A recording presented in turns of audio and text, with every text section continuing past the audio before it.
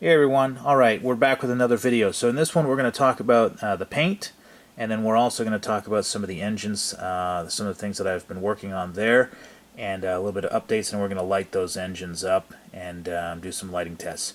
Before we go any further, I went ahead and I primed this all, and I want to talk about the paint that I use because it's absolutely amazing, and if you can afford it, I highly recommend it.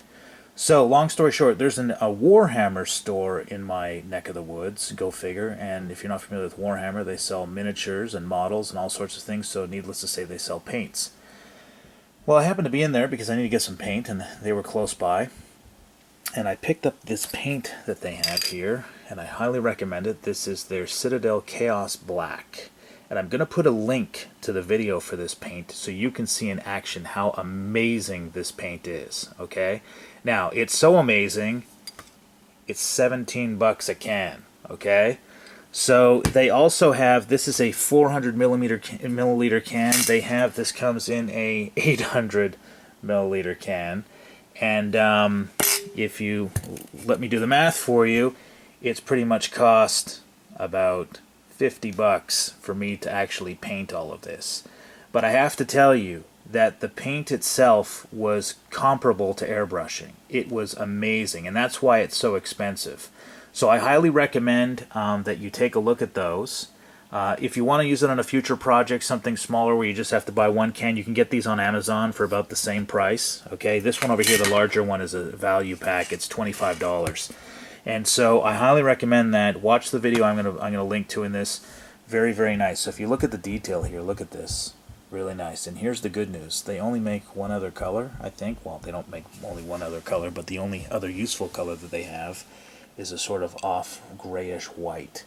So that's what I'm going to be picking up tomorrow so I can start painting the actual body, okay? And then I'll do some final airbrush touch-ups on this. But you can see the detail is just fantastic. The paint is so thin.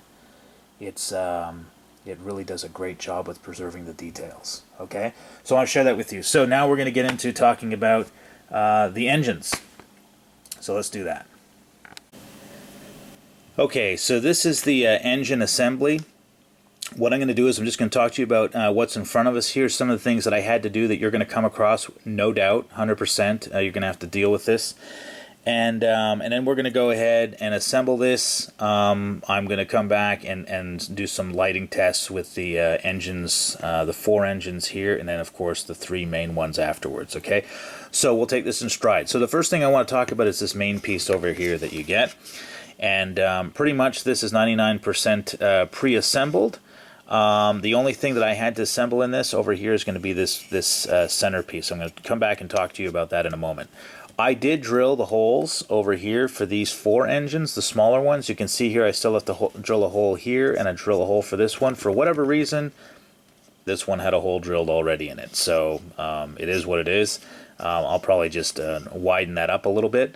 But yeah, it's good to go. So let's talk about this piece. Let's take a look in the back. Over here you can see it fits nicely. There's these 3 little grooves, and the part just slides in. It snaps in. It's pretty secure. It's not glued right now. I am going to glue it, and I'm going to talk to you about that in just a minute. The first thing you'll want to know is that you probably see this already. That in this piece there's a little sprue set here that you're going to have to cut off. And one of the things you're going to have to do is sand down the little areas that were stuck, okay? So the little knots over there, you're going to have to cut them off, sand them down. If you don't, this piece is not going in, okay? It's unavoidable. So I just took a little sanding stick like this, you know, just gnawed away at it, and it took no time at all to get that done. Now, one of the things that you may or may not see in this, I'll try and bring up another visual on screen here, but there's definitely room for light leak around here, and of course this is going to be exposed to a lot of internal lighting, so you're going to want to have to do something here to make sure that this is all covered. So a couple of options that you have. Number one, since I said that this wasn't glued in already, I could use some regular glue and just brush it around here, paste it on there, and I'll just give it a shot of black again and cover that up. Or I could use, you know, the reliable canopy glue and get in there and do the exact same thing.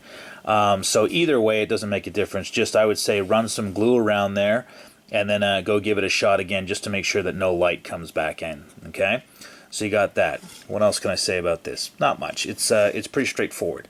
Oh, the only thing I didn't like, and you'll probably discover this too, I don't know if you can see this, I don't know why they did this, I hate to moan and complain, but they got the Lucasfilm Limited writing in there, and even if you put this on top of that, I mean, it still does expose that that Lucasfilm Limited. So I don't know if I want to take the time at this point to kind of rub that off. You know, I guess I could with just popping this back out before I glue it and get in there and sort of just sand away at that. I probably will, now that I'm talking it out loud here. That's probably the right thing to do. Just pop that out and get in there with one of these guys again and just on the ends there, because I don't want that to be visible. I think that that's kind of tacky that they put that there. I'm kind of surprised that they did. Anyways, that's that about that. So the next thing is about these pieces here. Another little bit of a disappointment. Again, it is what it is. You get through it. Is the sprues were connected at the most interesting spots, and I thought, why did they connect the sprues over on the outside of this? Because now they're completely obvious, so you are going to have to sand them down. Okay, when you cut them off, they're going to be visible. It's the top of the engine. They didn't put it at the bottom. Something on the ring like this, no doubt, doesn't make a difference. It's the same proportions on either side, so you know it is what it is. So you can put that ring on top, just glue it on there. Mine's already glued. It's good to go. One of the other things I'll note, I'm not 100% sure on this, but again, we have a lot of bright LED that's going to be coming through here, so I want to make sure that all the light leak is taken care of. You may want to consider taking some of the canopy glue and just putting it around on the inside here, and then giving it a shot of paint again, just to make sure that, I don't know if you can see, but it looks kind of tight, but at the same time, you know, you might as well dress it now and not worry about it later on and have to take anything apart.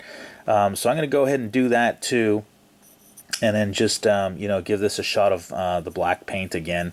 The same thing had to do with these smaller engines here. You can see the top parts everywhere that's gray, if you haven't figured that out by now, is where I've been sanding. So these were the sprues were connected to this piece again, the exposed part. Not sure why that they did that, but it is what it is. So yeah, I just sanded that off the top, and then, you know, gave it a rub across the top here, and, you know, blew it all out with some canned air. Putting these in looks pretty straightforward. These are going to be the simpler ones. You can see here that there's a little groove right off to the side here, and then there's one little groove over there on either one. Even though these are numbered in the instructions, they're all the same pieces, so it doesn't make a difference, you know. You can just put that in like that, and then it's good to go. And as a matter of fact, when you're taking a look at this, just a little trick, that groove that's here, that you see this groove here, the piece actually has the groove protruding at the bottom there inside it, so you know exactly where it's supposed to go, which direction you're working with. So this would glue on relatively easy, very, very nice. Okay, you got some depth in that tunnel too. Okay, so that's good as well. And then these other pieces, same thing applies. Is that there's these little notches. This one has you know, the 3 and then the larger one, and you can see over here, you know, you've got the 3 and then the larger one. So I think you get some glue on this when you're ready, and you just probably have to eyeball it somehow. I know where you're going with this. Obviously I don't. Yeah, there you go. So you just put that in like this, and it'll fit okay. So it definitely needs glue. It's not going to stay by itself like the smaller piece would, but definitely can get in there and you're good to go. All right, so what I'm going to do is this. Next time you see the next clip that we're going to show here is that I'm going to have gotten rid of the Lucasfilm Limited. Going to get rid of that. I'm going to seal these up on the inside with some canopy glue, and then I'm going to seal that back component up with some canopy glue, and then I'm going to drill some holes, much like this one, probably make this one just a little bit bigger, drill some holes like I did for the smaller engine pieces in here, and then we're going to take a look at the lighting and see how that comes together. All right? Okay, so earlier in the video I mentioned about the light leak potential that was coming through the bells over here with this little gasket that goes on. And after the video I did some testing, and lo and behold, there was light leak. Now, it wasn't a lot, but it was noticeable on all 3 bells. So they look like they're fastened very well, as you can see. And so what I did was, as I explained in the video, and just to let you know the process that I went through, which wasn't very hard, was I take some of the canopy glue, and I used a toothpick and I sort of just brushed it in there with the toothpick, and I let it seep down the sides of the bell. And so if you've not used canopy glue before, it's pretty watery, and so it just all runs down to the bottom, and it's just automatically going right into where it needs to go. So I let that dry for the afternoon, came back, and then I shot it with some more of the paint, the dark paint in there. Did the light test again after it dried, and it was perfect. So that's a really easy thing to do. It doesn't take much time, and I highly recommend that. You just want to make sure that you can seal that off, and it's good to go. All right, now with respect to the engines themselves, let's take a look at what we have here. This is the work in process, of course. The intention is to paint this a sort of a little bit of a darker gray, nothing too drastic, but something a little bit darker than what the rest of the craft is going to be.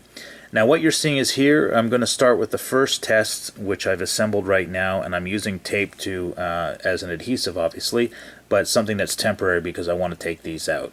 And what I like to do is take them out and then do some of the detailed work in and behind here to make sure that I get as much of the details in there as I possibly can. Now I know that there's not too many different colors that are being used, and it's perfectly fine, but I want to make sure that the washes are correct and I can get right behind here without having any of these distractions in the way.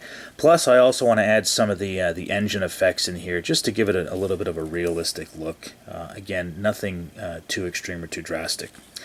A couple things to note is that I've used the 4 flickering blue LEDs, the 5mm. Bring those up on screen so again you can see them. I got them off of eBay for $8 for 10. They're all pre-wired, ready to go, so it's been a pleasure working with them. What I did was I threaded them directly through, pulled them through, and then I put this piece on top of it.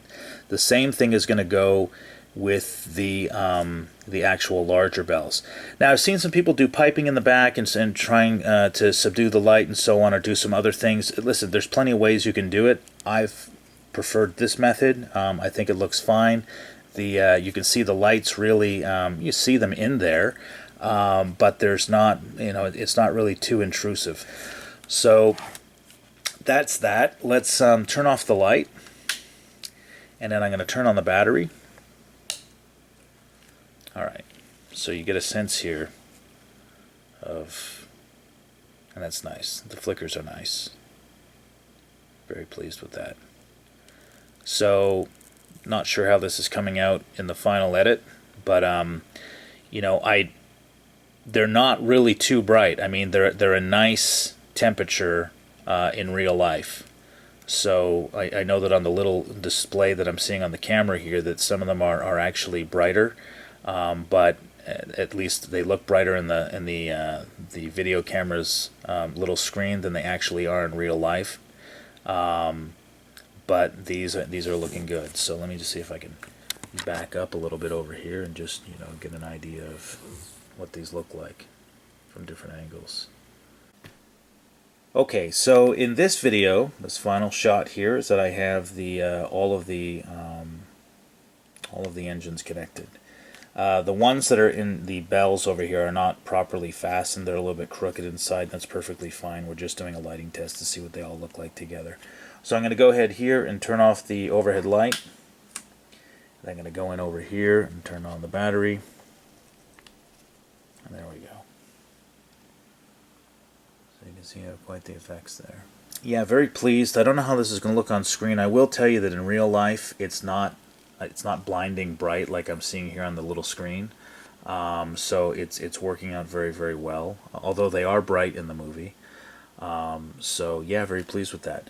So the next steps for me, the 3 next major steps are going to be painting the hull, and I'll have to do that first before I run any of the fibers through.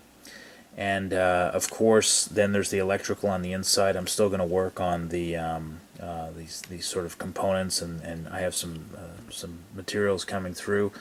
So I'll see what I'm going to do next, but you'll obviously see that in the next video, determining on what I have available to me and what are the logical next steps when I take a look at this. But I'm going to definitely do some continued work on the back here as well. So thanks very much for watching. Again, if you have any questions, leave them down below. I'm happy to answer them. I try and include everything I possibly can in the video as reference material, but if there's anything I missed out or said something that wasn't clear, go ahead and just shoot me a message down below. I'm happy to answer. And as I always say, is if you have any work to share or anything that's inspirational, go ahead and put it in the link down below so everybody else can see it. Thanks very much for watching, and we'll see you in the next video.